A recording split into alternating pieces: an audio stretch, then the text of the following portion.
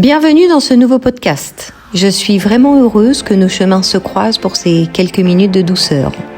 On court tout le temps, on cherche toujours des réponses partout. Et si juste là, on s'autorisait une petite parenthèse ensemble? Ce moment, il est pour toi, surtout si tu sens ce petit poids sur le cœur en ce moment. As-tu déjà regardé ton enfant ou ton ventre s'arrondir en étant secoué par cette pensée terrifiante? Et si je n'étais pas faite pour ça? Et si j'allais être une mauvaise mère? Cette peur qui te serre la gorge, que ce soit dans l'attente ou dans le tourbillon des premières nuits de postpartum, elle est humaine, mais elle est un piège. Car si les poules et les abeilles avaient le même questionnement, nous n'aurions sans doute ni œufs, ni miel.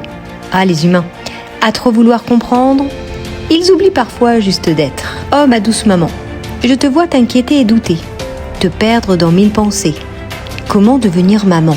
Toi qui n'as jamais été guidée, qui n'as jamais appris, comment pourrais-tu savoir après tout? Tu peux à peine te regarder au miroir sans avoir peur. Comment pourrais-tu porter la vie? Alors, si demain tu avais dans tes bras un petit corps à t'occuper, à aimer, à protéger, ce serait un tourbillon. Et si tu devenais la plus maladroite des mamans? Laisse-moi te souffler un petit secret qui ne s'apprend pas, mais qui se vit au creux des bras. Pour ton enfant, il n'existe pas de voix plus douce que la tienne. Il n'existe pas de visage plus beau que le tien. Toutes les merveilles du monde réunies ne valent pas ce qu'il voit en toi. Lui qui découvre tout, lui qui ne sait encore rien sauf t'aimer.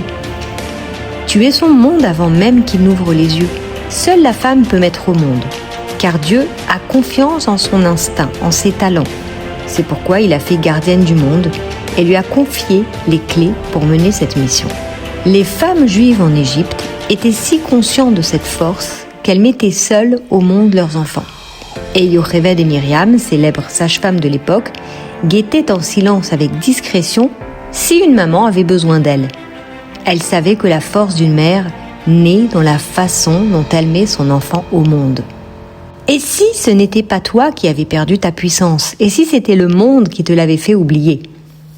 Personne ne vit à ta place ce passage. Personne n'aime ton enfant comme toi tu l'aimeras. Et si tu demandes de l'aide, ce n'est pas une faiblesse, c'est une forme de sagesse. Ta force n'a pas disparu, elle sommeille, tranquille, intacte en toi. Pour reprendre la force qui est en toi, il suffit parfois de revenir à l'essentiel. Assieds-toi. Pose tes mains sur tes genoux. Ferme les yeux. Respire lentement. Écoute ce chant discret de la vie autour de toi. Souris doucement, car c'est une prière. Et souviens-toi, le monde a besoin de cette force que tu portes. On t'a appris à croire que la peur dit vrai, que dire oui te protégera. Ne laisse pas les mots des autres définir ta réalité. Tu n'es pas quelqu'un qu'on fait accoucher, tu es celle qui met au monde. Tu n'es pas celle qu'on aide à être mère. Tu es mère et les autres t'accompagnent. Car une femme qui donne la vie ne peut pas être un être faible. Devenir maman ne s'apprend pas comme une leçon. C'est une mémoire ancienne qui se réveille, un savoir inscrit dans le cœur, dans le corps, dans l'âme. Il y a autant de mamans qu'il y a d'étoiles. Il y a les rieuses, les artistes, les entrepreneuses, les rêveuses, et chacune porte en elle cette capacité sacrée. Et lorsque tu cesseras de lutter contre toi-même, lorsque tu choisiras de faire confiance à ce qu'il y a de plus grand en toi, alors tout deviendra simple, presque évident, comme une rivière qui retrouve son chemin. Et peut-être qu'un jour, en tenant ton enfant contre toi, tu comprendras sans mots, sans effort, sans doute, que tu savais déjà, toujours. Cette mémoire qui se réveille, c'est ta boussole pour chaque jour qui vient, après la naissance et pour toutes les années à suivre. Tu n'as pas besoin d'être parfaite pour être son monde. Respire cette évidence, laisse-la infuser en toi et retrouve ton chemin pas à pas. Je te laisse sur cette paix retrouvée et à bientôt.